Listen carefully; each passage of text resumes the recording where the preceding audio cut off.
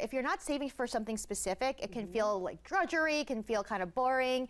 And saving money can actually be fun if you have something that you're looking forward to saving on. Okay. And you don't make it this task, this chore, you actually make it part of your routine. And a lot of people love challenges in the new year, so I came up with a couple of challenges that I thought would be more fun than just like throwing stuff into the bank account. I really love the idea of making saving money fun, right? Especially now because the economy is so tough. So absolutely. What is the first thing we need to do, Bernadette? So the first challenge that I came up with is called pay the date or save the date. So it's really simple, and what you would do every day, and I know it sounds like it's every day, but it's like a 2-second task. Is basically to say, what day is it today? So today is what day?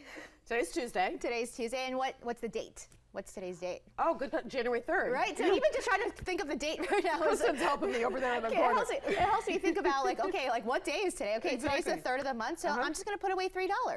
Oh. And so, $3 either towards paying down debt or $3 into, a savings account, or if you have like the old school way of doing cash, $3. And so every day, 1, 2, 3, 4, 5. The beauty of this is if it's a short month, like even the 28 days in February, you'll still save over $400 if you just do this one little thing every day.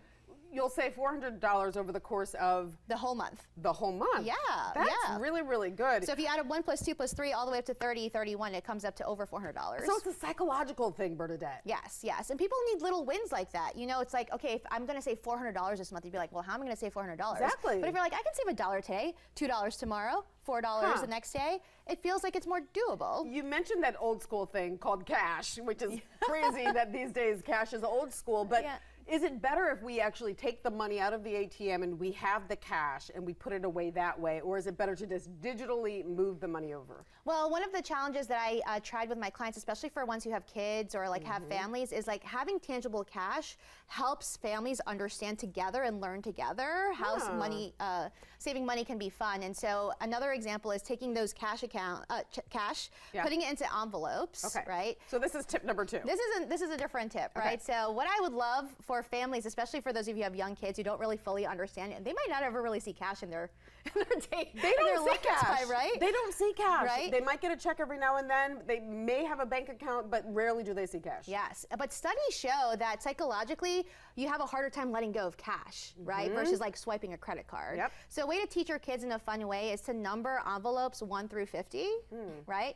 And every week, you just pick one of those envelopes, and then the kid gets to keep the cash, or they get to decide what you want to do with your kids or your family with that cash. You can use it to buy ice cream, whatever it is that week. But if you do that, right, then you can help kids understand, like, okay, a little bit can help us save some money in the long run. But also, if you decide to save it instead, if you saved all of those, you would actually save, how much do you think that would be? I don't know, you tell me. It'd be over $1,200. That's a lot of money. That's a lot of money. So if you decide, okay, I'm gonna spend it or I'm gonna keep it, if you decide to keep it, then you actually like save a lot of money over time, and it's $1,200. If you double it, if you do 1 through 100 and you save 2 envelopes a week, it's over $5,000.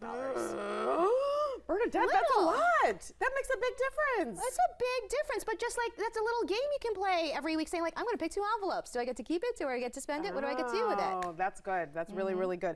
All right, you also say give yourself, maybe in your savings account, 5% back, similar to the credit cards. Explain this one. Okay, so a lot of people are hung up on not using their credit cards, right? Because you're like, but what about the points, right? I know. That's not fun to not use my credit card, right? Yeah. But I work with a lot of clients who are paying down debt, and paying down debt is not always fun either. And people don't stick to paying down debt because there's no like reward for it. There's no quick reward. There's no quick reward.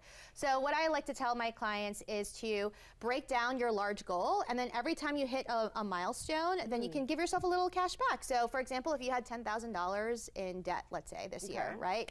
And for every $1,000, you can give yourself a 5%, which would be $50, to do whatever you want with it. You want to go get your nails done, you want to get your hair done, you want to go out for ice cream, whatever. Like, treat yourself in between. Don't wait until the very end. I love that. So create these smaller incentives. Because if I'm saving for the next 10 years, I don't see that. It doesn't feel reachable. But little goals. Yeah, and like you said, like we're trying to live our life now, right? So if you did $1,000 and you did 5% back, like that's not a lot of money, but that's enough for you to feel good about what you've accomplished. I feel a whole lot better right about now, Bernadette. If folks want to learn more, they can hit you up on the website or social media. We appreciate it. This has been so helpful. Thanks.